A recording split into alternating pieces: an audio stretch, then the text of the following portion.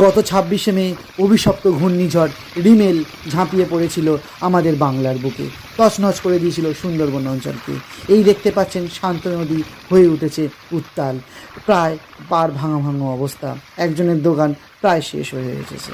তাও এই ঝড়ের মধ্যে প্রতিটা মানুষ জীবন হাতে রেখে ছুটে যাচ্ছে বাঁধকে বাঁচাতে, ছুটে যাচ্ছে তাদের জন্মভূমিকে রক্ষা করতে, ছুটে যাচ্ছে এই গ্রামকে রক্ষা করতে। কারণ এইভাবে প্রতিটা মানুষ প্রত্যেকেই একসাথে ঝাঁপিয়ে না পড়লে এই বাঁধকে রক্ষা করা সম্ভব হবে না। এখন যে দৃশ্যটা দেখতে পাচ্ছেন খুলনা গ্রামের একটি দৃশ্য, প্রতিটা মানুষ এখানে ঝাঁপিয়ে পড়েছে এই বাঁধটিকে রক্ষা করতে। দূর থেকে দেখতে পাচ্ছেন গ্রামের সমস্ত নারী পুরুষ সবাই ছুটে আসছে এই বাঁধটাকে রক্ষা করার জন্য।